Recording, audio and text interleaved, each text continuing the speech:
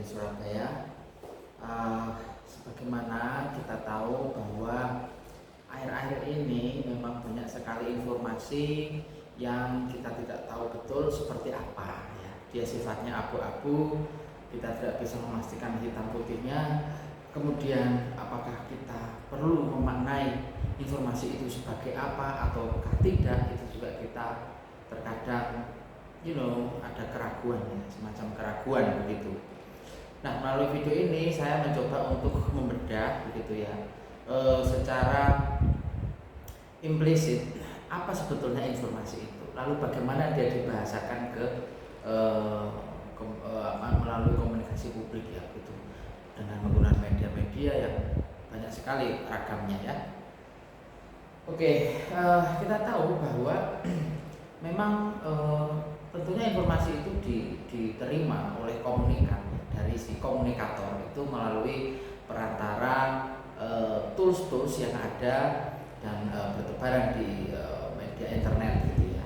Entah itu yang sifatnya berbasis tulisan seperti blog misalkan, atau berbasis media berbasis video ya seperti sosmed semacam TikTok, semacam Pinterest misalnya, atau semacam Facebook dan lain sebagainya. Tidak kalah juga yang berbasis short message gitu ya, seperti Twitter gitu, yang dia hanya nge-tweet tapi bisa jadi sangat panjang sekali.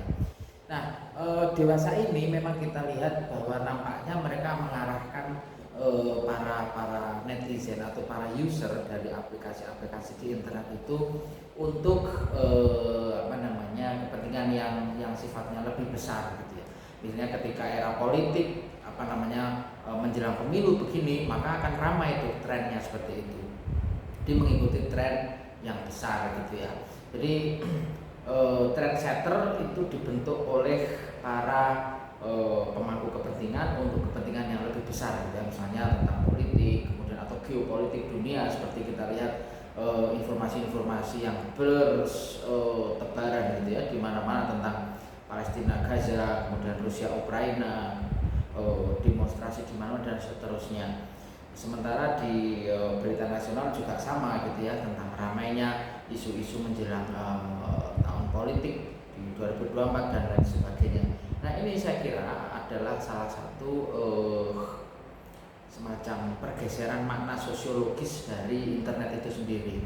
Jadi ada pengarahan atau upaya-upaya untuk mengarahkan internet itu ke kepentingan yang lebih besar. Nah, tetapi kita tidak tahu betul kepentingan yang lebih besar itu untuk kebaikan secara massal ataukah untuk kepentingan para user dan netizen itu, ataukah untuk kepentingan tertentu gitu ya, untuk para katakanlah kapitalis gitu ya. Nah, kita melihat bahwa memang di internet itu saya kira ada dua poros ya, yaitu patriotis dan loyalis ya. Jadi kalau kita melihat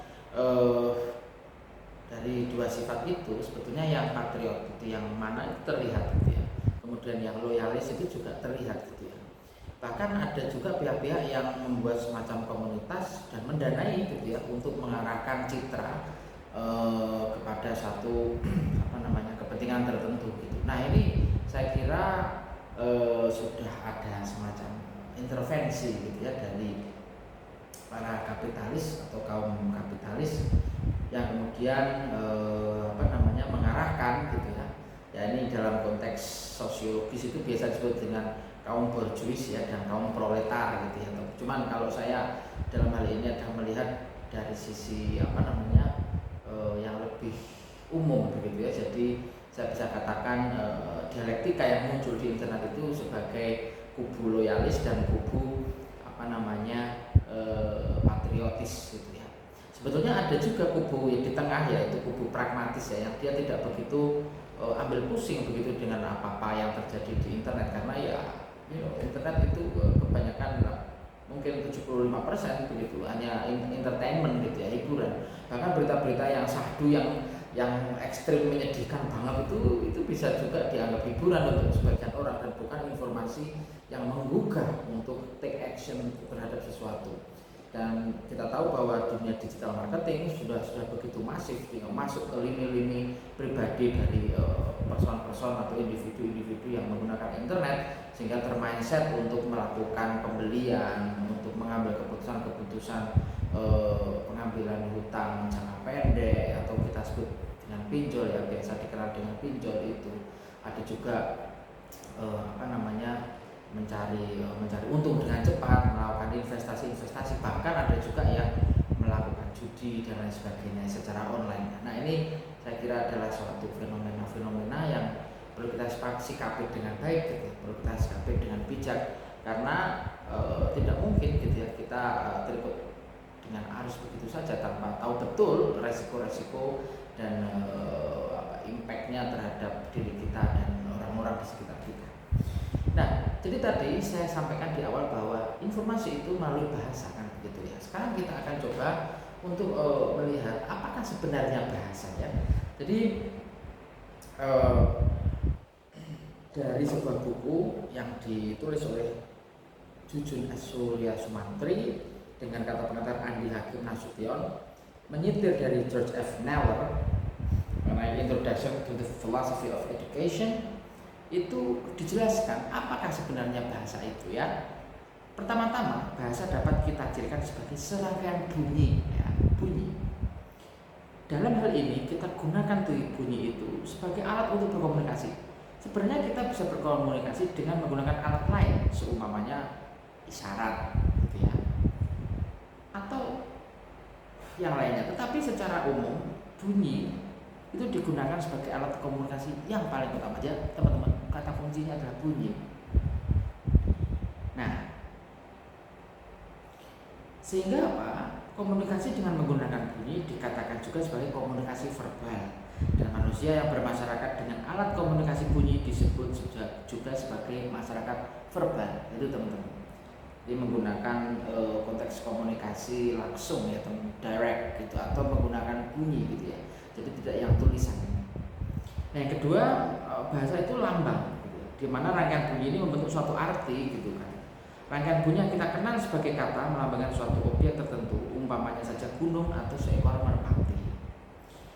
Perkataan gunung dan burung merpati sebenarnya hanya lambang yang kita kasih kepada kedua objek itu, ya. Jadi perlu disadari bahwa kita memberikan lambang begitu saja, ya, di mana tiap bangsa dengan bahasanya yang berbeda memberikan lambang yang berbeda, gitu teman-teman. Nah,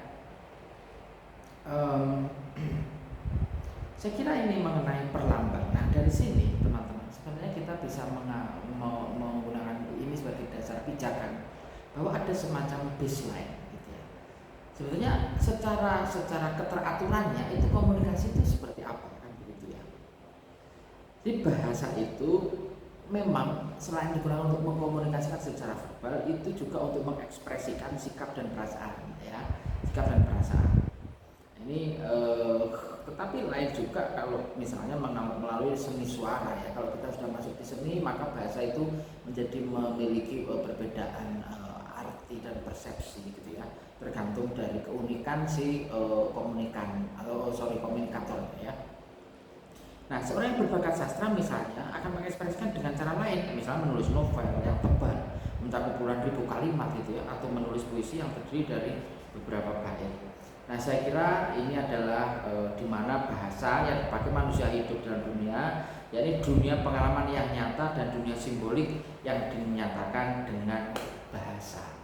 Teman-teman, saya kira itu sudah cukup jelas disampaikan, ya, bahwa bahasa itu sebetulnya adalah alat untuk berkomunikasi antara komunikator dan komunikannya. Jadi ada semacam take and give, gitu ya, sharing informasi atau informational exchange, gitu. Nah, di sini yang di exchange ini apa? Data, ya, tentunya. Kebanyakan kita bicara data, dan data itu bisa bersifat kualitatif, bisa bersifat kuantitatif. Tapi di situ ada juga data-data yang sifatnya perseptif, ya,